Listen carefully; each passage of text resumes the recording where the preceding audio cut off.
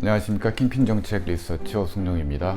오늘은 민주당 혁신 어떻게 할 것인가 라는 주제로 얘기 나눠보도록 하겠습니다. 민주당 새롭게 지도부가 구성이 될 텐데요. 이 지도부가 당 혁신이라는 중차대한 과업을 수행할 수밖에 없는데, 혁신의 방향을 수립하는 데 있어서 참고해야 될 것, 짚고 넘어가야 될 부분, 우선 첫 번째로 말씀드려야 될 것은 민주당에 대한 민심 이탈, 지지 이탈이 단순히 4.7 재보궐선거 과정에서 나타난 일시적 현상이 아니라는 겁니다. 20년이었죠. 21대 총선 과정에서도 민주당에 대한 지지 이완은 나타나고 있었다. 좀 더 거슬러 올라가 보면 2018년의 지방선거에서도 일부 그러한 징후들은 나타나고 있었다 말씀을 드릴 수 있을 것 같습니다. 지난 19대 대선에서 민주당이 얻었던 득표율과 21대 총선에서 민주당이 얻었던 득표율을 세대별로 좀 살펴볼 필요가 있을 것 같습니다. 이 그림을 보시면 2017년에 있었던 19대 대선에서 20대 이하 무려 16.2%포인트의 차이가 나고 있다는 거죠. 30대에서는 대선 당시 74.2%였는데 지난 21대 총선에서는 57.1%, 40대는 74.9%였는데 21대 총선에서는 63.5%, 50대는 78.6%에서 71.2%, 60대 이상은 79.1%에서 74.8%로 나타나고 있다는 겁니다. 즉, 민주당에 대한 지지 이완은 지난 19대 대선 2017년에 얻었던 것이 정점이라고 했을 때, 지난 총선에서 전 세대에 걸쳐 고루 지지 이완이 나타나고 있다는 겁니다. 이 지지 이완이 나타나게 됐던 배경, 원인이라고 한다면 이른바 보수 정당을 지지하던 유권자들이 지난 19대 대선에서 일부 민주당을 지지했었죠. 이걸 스윙 보수라고 흔히 얘기를 합니다. 이 스윙 보수, 스윙 보터라는 것은 원래 선거 때마다 정책이나 이념, 지지하는 후보에 따라서 지지를 바꾸는 유권자들을 스윙 보터라고 하는데요. 특이하게도 지난 19대 대선에서는 탄핵의 영향으로 보수 정당을 지지했던 유권자 일부가 진보 정당인 민주당을 지지했고, 이것이 민주당과 문재인 대통령의 승리를 가져오는 데 있어서 일정하게 영향을 미쳤다라는 거죠. 이런 스윙 보수층이 지방선거를 거치면서 사실상 다시 제자리로 돌아갔습니다. 그 이후 20대 총선을 거치면서 지난 20대 총선 국민의당을 지지했던 중도 유권자를 기준으로 얘기했을 때 약 80% 정도는 민주당에 남았지만 20% 정도는 지금의 국민의힘, 미래통합당을 지지했었다라는 거죠. 이 과정에서 이들이 이 보수정당으로 회귀하는 지지 이완 현상이 2차적으로 발생을 했었고요. 그리고 이번 4.7 재보궐선거에서 이제는 단순히 중도층만이 국민의힘 야당으로 지지 성향이 이전된 것 뿐만 아니라 민주당을 지지했던 일부 유권자들까지도 출구조사를 살펴보면 국민의힘 후보를 지지했다라는 겁니다. 즉 스윙 진보 유권자가 4.7 재보궐선거에서 나타나고 있다는 겁니다. 요약하면 이런 겁니다. 이번 4.7 재보궐선거의 패배 요인이 단순히 20, 30대 남자들의 변심 때문이 아니라 전 세대에 걸쳐서 고루 민주당에 대한 지지 이완, 이탈 현상이 있었었고, 특히 20대 남자를 중심으로 20, 30대 젊은 계층에서 민주당 지지 이탈이 심화됐다는 겁니다. 그러나 이들만의 현상이 아니라 전 세대에 골고루 나타나는 현상이었다. 지난 2017년 박근혜 전 대통령 탄핵을 계기로 형성되었던 문재인 대통령의 승리를 가능하게 했던 촛불승리연합, 여기에는 일부 보수 유권자, 중도 유권자, 그리고 진보 유권자가 포함되어 있습니다. 이 유권자 승리연합이 지방선거를 거치면서 스윙 보수 유권자들은 다시 보수정당으로 회귀했고, 스윙 중도와 진보 유권자들의 승리연합으로 지난 지방선거에서 특히 부울경 지역을 중심으로 수도권 지역에서 대승을 가져왔던 원동력이라는 거죠.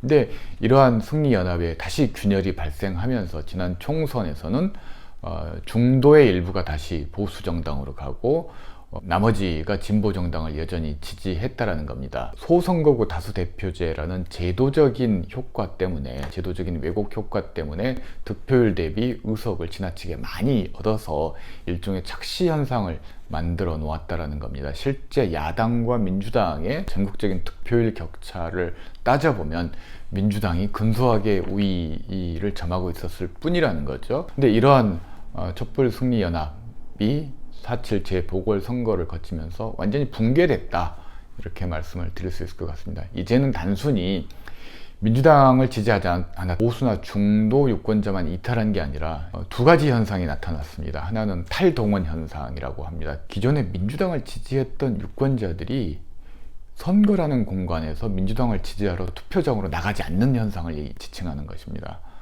당선될 가능성이 없다라는 1차적인 요인도 있지만 본인이 지지하던 정당에 실망했기 때문에 투표장에 나갈 인센티브가 사라졌다라는 겁니다. 좀 소극적인 형태의 지지 이완이라고 할 수가 있습니다. 보다 적극적인 형태는 스윙 진보가 되어서 지지하는 정당과 후보를 바꾸는 거죠. 근데 이번 4.7 재보궐선거에서는 탈동원뿐만이 아니라 이른바 스윙 진보 현상까지 같이 나타났다는 겁니다. 민주당을 지지했던 유권자들이 민주당이 아닌 후보를 선택하는 것까지 보다 적극적인 형태의 지지 이완이라고 할 수가 있을 것 같은데요. 따라서 새롭게 구성되는 민주당 지도부가 집중해야 될 것은 촛불승리연합, 즉 탄핵 직후에 스윙 보수까지 포괄하는 승리연합을 구축하기는 힘들더라도 야권과의 경쟁에서 승리할 수 있을 정도의 최소 승리연합이라고 얘기를 합니다. 그런 연합과 통합의 정치에 나서야 된다는 겁니다. 즉 민주당 당심에 충실한 쇄신, 혁신을 해서는 다음 대선과 지방선거에서 승리를 장담할 수 없는 상황이 온다라는 것을 새로운 지도부가 좀 명심했으면 좋겠습니다. 그렇다면 어떤 방향으로 나아가야 되는가? 결국 중도화의 방향, 중도 수렴의 정치로 나아가야 된다는 겁니다. 이번 4.7 재보궐선거는 단순히 오세훈과 박형준의 승리로 치부해서는 안 되는 아주 중요한 함의가 있습니다. 예컨대 많은 유권자들이 부동산 정책에 실망하고 문재인 정부 4년에 대해서 비판적인 인식을 가졌기 때문에 정권에 대한 심판 의미로서 야당 후보를 지지했다 라고 단순화시켜서 말하고 있는데요. 근데 그 이면에는 보다 근본적인 맥락이 있다라는 겁니다. 이번 선거에서 야당이 승리할 수 있었던 것, 특히나 오세훈과 박형준, 특히 오세훈이 국민의힘의 시장 후보가 되고 제3지대에 있는 국민의당 안철수와의 단일화에서 승리할 수 있었던 원동력이 무엇인가? 첫 번째는 보수 유권자의 여론이 바뀌고 있다. 즉 보수를 지지하는 유권자들도 더 이상 나경원으로 상징되던 수구 보수적 흐름으로는 현재의 민주당과 싸워서 이길 수 없다라는 인식이 광범위하게 확산되어 있다. 그래서 모두들 깜짝 놀랐습니다. 100% 여론조사를 통해서 국민의힘 서울시장 후보를 선출했을 때 다들 나경원 후보가 승리할 것이라고 예측을 했었죠. 오세훈 후보의 뜻밖의 승리였다라는 겁니다. 이것은 결국 조직력도 아니었고 당심도 아니었고 민심이었다라는 겁니다. 결국 보수 유권자들도 과거와 같은 수구적인 영향권 내에서 이제는 상당히 벗어나 있다는 것이 첫 번째고요. 두 번째로는 김종인 비대위가 거둔 성과라는 점입니다. 지난 21대 총선에서 10대와 30대의 젊은 유권자들은 민주당에 굉장히 큰 실망감을 노출하고 있었습니다. 근데 이 젊은 층들이 민주당에 실망했음에도 불구하고 민주당을 찍었다라는 거죠. 이건 아주 역설적인 상황인데 이른바 금인찍, 그래도 민주당 찍잖아 현상입니다. 왜 이런 현상이 나타나느냐? 민주당이 실망했지만 대안이라고 할 수 있는 야당은 여전히 탄핵을 부정하고 여전히 수구적이고 여전히 5.18 왜곡에 매달리고 있었다라는 겁니다. 즉 민주당에 실망했지만 야당을 보는 순간 도저히 지지할 수 없는 정당이었다라는 거죠. 울며 겨자 먹기 아마 가장 적절한 표현일 것 같은데, 이러한 금인찍 현상이 지난 총선에서 특히 수도권 지역에서 민주당의 승리를 가져온 원동력이었다. 이런 야당을 김종인 비대위가 들어서면서 강력한 중도화 드라이브를 걸었다라는 거죠. 탄핵, 이명박 박근혜 구속에 대해서 사과했고, 그리고 5.18 묘지에 가서 김종인 비대위원장이 무릎을 꿇으면서 5.18 정신을 계승할 것을 다짐했다라는 겁니다. 경제민주화, 기업개혁, 구조개혁 3법과 같은 여러 가지 개혁 법안에 민주당에 협조를 했다라는 겁니다. 이런 부분들이 결국 찍을 수 없는 정당에서 이제 찍을 만한 정당, 찍어도 되는 정당으로 국민의힘이 바뀌었다라는 겁니다. 이런 중도화 정책의 파괴력이 4.7 재보궐선거에서 오세훈의 승리야말로 김종인의 중도화 혁신의 산 증인, 살아있는 증거라고 말씀을 드릴 수 있을 것 같습니다. 이 사례는 그대로 민주당에도 적용될 수 있을 거라는 겁니다. 민주당은 지난 21대 총선에서 180석 득표에 비해서 너무 많은 의석을 얻었다라는 겁니다. 여기에 만취해 있었다. 당연히 오만해지고 민심에 귀 기울이기보다는 당심, 극렬 지지층에 따라가는 행보를 보여왔고, 지금도 크게 다를 것 같지 않습니다. 심지어 대통령 후보 출마를 염두에 둔 모 후보는 대통령 후보라면 당연히 국가와 민족을 지키겠다라는 말을 해야 됨에도 불구하고 문재인을 지키겠다라는 말을 스스럼없이 하고 있고, 그것이 대통령 후보가 되는 지름길로 통용되고 있다는 겁니다. 이것이 민주당이 직면하고 있는 민심과 괴리된 당심에 지배되는 현실이라고 할 수 있다는 겁니다. 결국 이러한 흐름으로부터 일정 부분 단절하고 민주당발 중도화 전략을 통해서 촛불 승리연합에는 미치지 못하더라도 중도층을 포용하는 최소 승리연합을 구축하지 못할 경우 민주당은 다음 대선에서 희망적인 결과를 기대하기가 쉽지 않을 것이다. 상당히 고전할 수밖에 없다. 재밌는 여론조사 결과가 하나 있습니다. 전당대회를 앞두고 민주당 당대표 후보자들에 대해서 여론조사를 실시했습니다. 근데 적임자가 없다라는 응답이 50%가 넘었습니다. 한국사회 여론연구소가 4월 초에 실시했던 여론조사인데요. 이건 좀 충격적이라는 겁니다. 그만큼 민주당의 당대표 선출에 대한 국민적인 무관심이 강하다. 왜 그렇게 됐을까?